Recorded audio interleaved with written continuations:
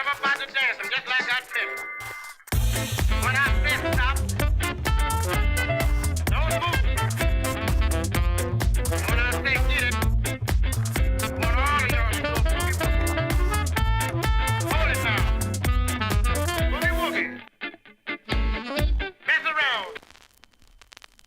Voilà, bonsoir. Bonsoir. Mesdames, messieurs. Bonsoir Marie. Bonsoir Eric.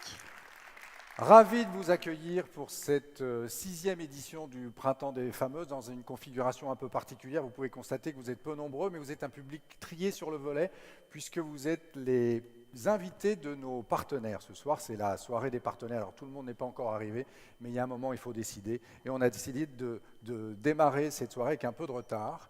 Mais c'est entre le principe. VIP de VIP. Et on est très contents.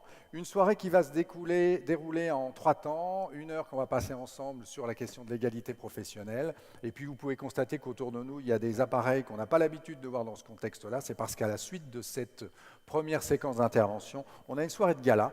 On va remettre des prix de l'égalité. Et puis on va terminer cette soirée par un concert. Mais on vous en parlera tout à l'heure. Pour l'instant, Marie, on va parler de la vision des fameuses. On va faire très vite. Mais quand on a démarré ce projet en 2012, on était loin de s'imaginer qu'un jour on se retrouverait dans des espaces comme celui-ci, puisque l'idée de départ, c'était de faire la démonstration que des femmes il y en avait intégrées dans les conseils d'administration, sur les plateaux de télévision, ou encore dans les postes à responsabilité. Et c'était le début du projet des fameuses, créer un annuaire, un collectif qui permette de laisser la place aux femmes. Et ensuite, c'est devenu une vision. Mais je vais peut-être te laisser en parler de la vision, Marie, après tout. La vision des fameuses, depuis le début, c'est un état d'esprit, c'est un style. Notre vision, c'est de faire se dialoguer toutes les personnes, tous les environnements qui ont quelque chose à dire sur l'égalité. C'est de ne plus segmenter le public professionnel d'un côté, les universitaires de l'autre, les militants encore, puis le grand public. C'est de faire en sorte que tout le monde se parle, tout le monde se retrouve. Alors du coup, aux fameuses, il y en a pour tous les goûts, il y en a pour tous les styles. On est parfois un petit peu décalé, on est parfois un petit peu bousculant. On n'a pas toujours une tonalité très Politiquement correcte, voilà. Mais ça fait partie de notre volonté de faire se dialoguer, de faire se débattre les uns et les autres, parce que nous portons cette conviction que c'est comme ça que l'égalité progresse. Et cette année, nous avons même décidé de rajouter une couche avec la notion de génération que nous voulons croiser avec celle de genre. Et il va de soi, bien sûr, que cela concerne autant les hommes que les femmes, et donc de toutes les générations, de tous les milieux, de tous les environnements. Alors pour faire très vite, en résumé, notre vision, comme on dit le projet des fameuses, c'est de faire de Nantes et de sa région la championne de France en matière d'égalité femmes-hommes. Ça, c'est notre objectif. On s'est donné 5 ans. On est la 2e année de ce projet. Il nous en reste 3. La deuxième idée, c'est qu'on a aussi une stratégie qui consiste à s'appuyer sur vous, c'est-à-dire des gens qui ont un pouvoir, de l'influence, quel que soit leur niveau, leur échelle, et qui ont la possibilité de s'investir et de faire quelque chose, soit individuellement, soit collectivement. Et donc on compte sur vous, soit dans votre cercle professionnel, soit dans votre cercle familial, pour avancer sur cette question-là. Donc la stratégie, c'est d'investir des endroits avec des gens qui sont déterminés pour faire bouger les choses avec un fort effet de levier. Et puis, enfin, l'état d'esprit, on en a parlé tout à l'heure. Le printemps des fameuses l'illustre à sa manière, puisque finalement, le printemps des fameuses, c'est 2 choses, un in et un off. Le off, c'est finalement l'illustration de cette mobilisation générale dont je parlais à l'instant. Et cette année, ce sont plus de 140 manifestations qui se sont déroulées pendant la quinzaine qui nous a précédés et qui vont s'achever demain soir. Et puis on a le IN. Le IN, c'est 2 séquences. On commence aujourd'hui avec un sujet sur l'égalité professionnelle et un concert ce soir de Corinne, vous allez voir. Et on terminera la journée de demain avec Jacques Toubon dans des registres forcément radicalement différents. Mais on va peut-être commencer tout de suite la première intervention, puisque notre credo, et je veux terminer par ça, aux fameuses, c'est de considérer que ce sujet est juste, mais aussi qu'il a un potentiel de transformation sociétale qu'on sous-exploite. On parle beaucoup de l'environnement, On parle beaucoup du numérique, mais on oublie que peut-être cette question de l'égalité femmes-hommes pourrait radicalement transformer la société pour aller vers quelque chose de mieux, on l'espère, de différent, très certainement. Et Pierre Deheninck, que tu vas présenter, est sur la même ligne. Pierre Deheninck, DGA Groupe NJ en charge des RH, qu'on a connu aussi chez Danone, au Crédit Agricole, m'a dit un jour, moi je crois très profondément en la mixité parce que c'est une force révolutionnaire. C'est une force révolutionnaire pour transformer nos organisations, pour transformer notre société. On lui laisse tout de suite la parole. Il va vous raconter sa vision de l'égalité et de la mixité. On peut applaudir Pierre Deheninck, s'il vous plaît.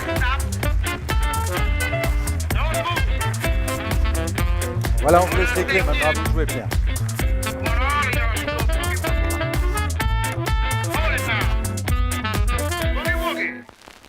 Bon, alors c'est impressionnant de se retrouver dans cette salle. D'abord, je ne vous vois pas très bien, c'est très éclairé. C'est impressionnant surtout parce qu'il va s'agir, avec vous ce soir, de partager ma vision, ou en tout cas mon expérience.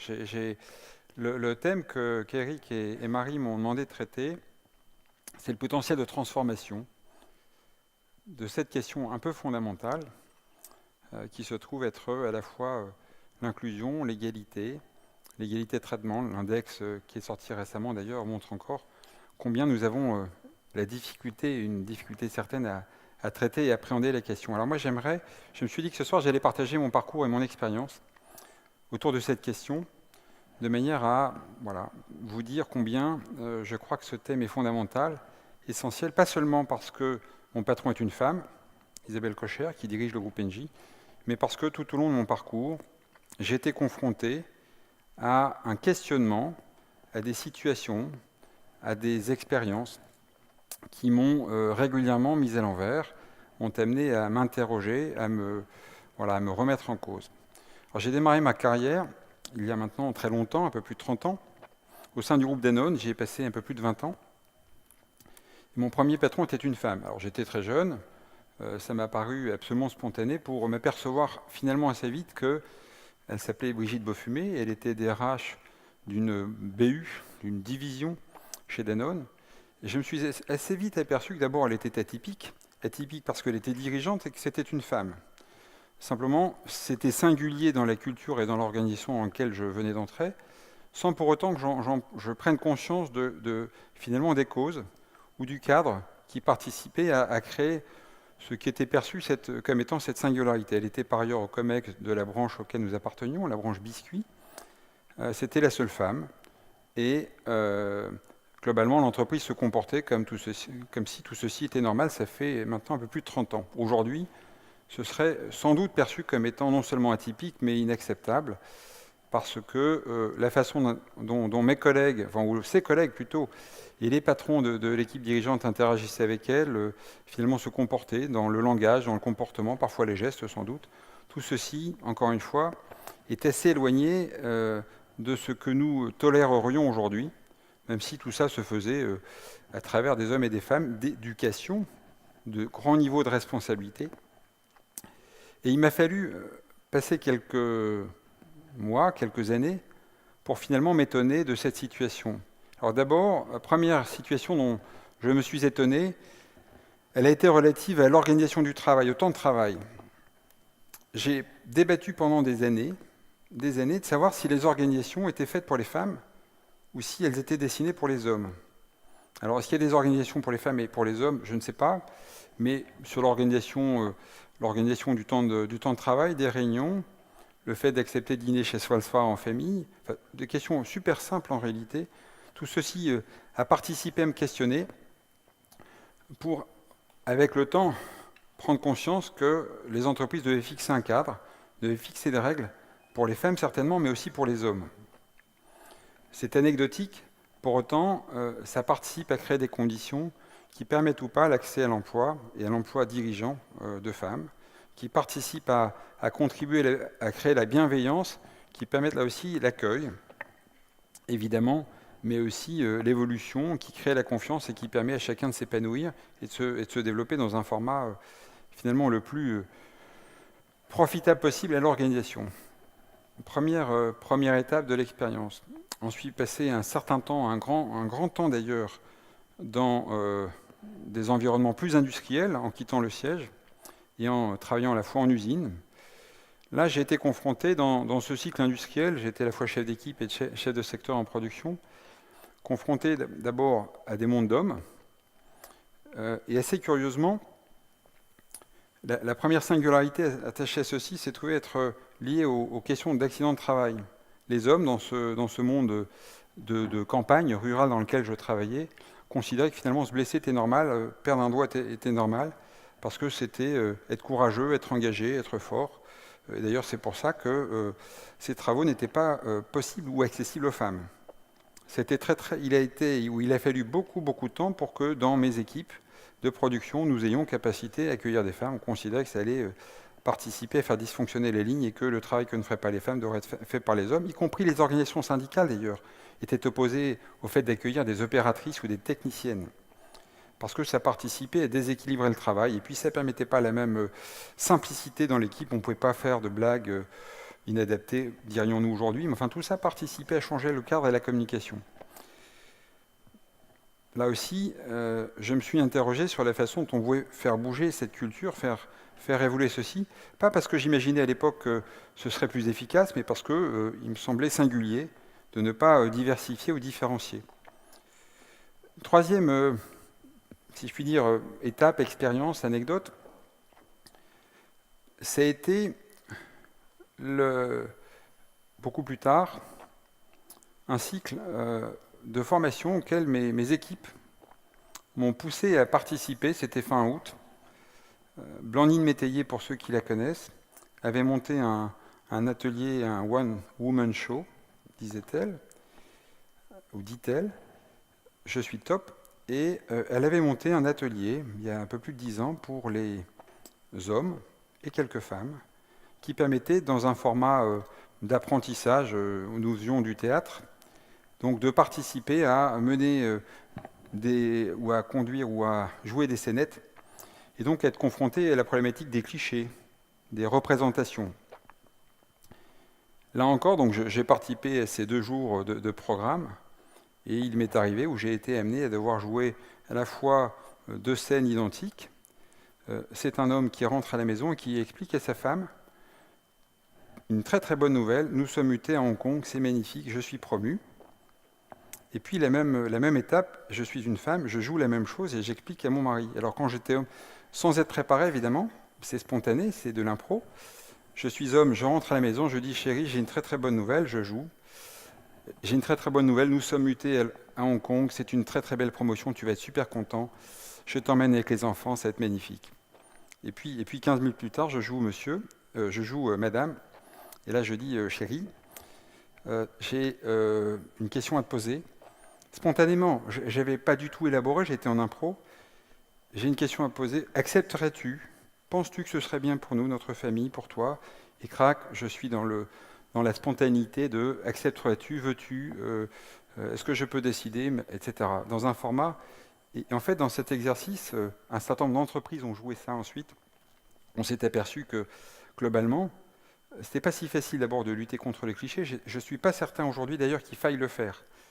Mais j'ai été assez stupéfait, pour ne pas dire bouleversé, de cette représentation de moi-même où finalement toute ma culture m'a amené à être totalement emprunt de ce format, consiste à penser qu'on ne raisonne pas l'identique, et globalement il est normal pour une femme de demander l'accord de son mari alors que son mari lui dit on s'en va. Voilà. C'était des choses aussi simples que celle-ci, et quelques équipes dirigeantes ont participé dans certaines organisations à jouer cet exercice. Alors j'ai réfléchi beaucoup plus à la question. On a monté, j'ai participé avec beaucoup d'autres, bien sûr, à en tout cas faciliter le développement du programme EVE entre un certain nombre d'entreprises. Danone était à l'origine de ce programme. J'ai évidemment, comme tout le monde, lu et acheté toutes les enquêtes McKinsey expliquant que la performance des entreprises serait infiniment meilleure si nous avions capacité à diversifier nos comités de direction, nos équipes de management et l'ensemble de l'organisation globalement. Et pour autant, tout ceci n'a pas convaincu ni mon organisation, ni ne m'a permis de faire bouger le cadre. Ça m'a évidemment interroger foncièrement, même si rationnellement, toutes les études montrent que diversifier, intégrer et inclure participe à faire bouger les lignes, les entreprises vont peu ou pas bouger. Qu'est-ce qui a fait bouger les entreprises? La loi d'abord.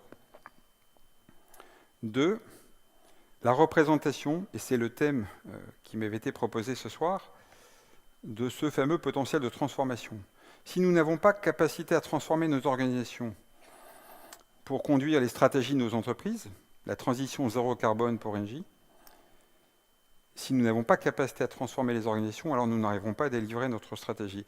Et participer, être inclusif, bien sûr, au titre de la diversité des hommes et des femmes, au titre des rémunérations, au titre des parcours de carrière, en adaptant l'organisation, en adaptant nos pratiques de leadership, alors nous n'aurons que peu de capacité à nous transformer, pas seulement parce que les femmes sont présentes dans l'entreprise, mais parce que nous avons, grâce à elles, grâce à l'inclusion, grâce au travail que nous conduisons, y compris en inclusion et en diversité plus largement, avons participé à changer les croyances, les représentations, les organisations, les politiques. Tout ceci doit être conduit simultanément. Ça permet de faire un apprentissage qui se trouve être ensuite structurant, structurel, pour nous permettre de faire bouger nos entreprises. Alors au début, et moi, c'est ma croyance profonde aujourd'hui, je dis souvent que je ne suis pas, je suis ni académique, ni spécialiste de la question. Je suis un praticien. Je cherche non pas les recettes, mais les ingrédients qui vont me permettre d'aller produire de la transformation dans l'entreprise et être dans l'inclusion, dans la capacité d'accueil des femmes et de femmes qui évoluent, bien sûr, de femmes dirigeantes, c'est absolument fondamental. Ça participera à m'aider à transformer plus globalement dans mon entreprise. Alors, les quelques étapes à travers lesquelles je suis passé, d'abord, je me suis dit, ça partit, parce que j'avais lu l'enquête McKinsey, que la partenaire qui était venue nous l'expliquer était absolument extraordinaire. Elle m'avait convaincu. J'ai convaincu personne d'autre pour ma part, mais je me suis dit, il faut le faire, ça va être performant. Bon, très bien, on n'a pas bougé ou peu bougé. Après, je me suis dit, comme nous l'avons dit sur à peu près dans toutes les entreprises, nous allons le faire parce que ça va participer à faire que nous ressemblions à nos clients. L'entreprise doit ressembler à son environnement. Ça n'a pas fait bouger beaucoup non plus. Ça n'a pas été absolument déterminant. Et puis ensuite, nous avons une troisième étape, décidé de le faire parce que c'était la loi. Alors j'étais militant anti-quota autrefois, alors maintenant je ne parle plus de quota, je parle d'objectifs quantitatifs, mais je suis personnellement dans la croyance que le quota fait bouger les lignes. C'est une discussion que j'ai eue il y a quelques années avec Brigitte Grézy, qui est un peu la mère fondatrice, si je puis dire, en tout cas, qui a participé à structurer cette question des quotas qui fait que les conseils d'administration en France ont significativement évolué. Mais je crois que sans contrainte, et ça peut être la contrainte de la loi, c'est le premier élément, la première étape, ça peut être la contrainte des clients, ça peut être la contrainte du corps social, auquel on se trouve confronté dans une entreprise, mais sans contrainte, je crois que nous ne transformerons pas nos entreprises. Alors, on se transforme en général au titre du business parce qu'on en a l'absolue nécessité. Engie est un producteur d'énergie, nous polluons, ou nos clients qui utilisent notre énergie polluent. Pourquoi faisons-nous cette transition vers le zéro carbone?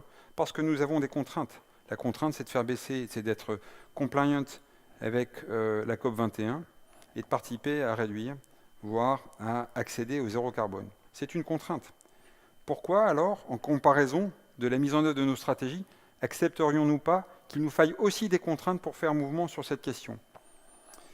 Plus récemment, j'ai décidé, dans un format plus militant, de le faire pour des raisons que je considère comme étant morales, de responsabilité humaine, de responsabilité d'homme dans les vies, dans ma famille, dans la société, dans l'entreprise.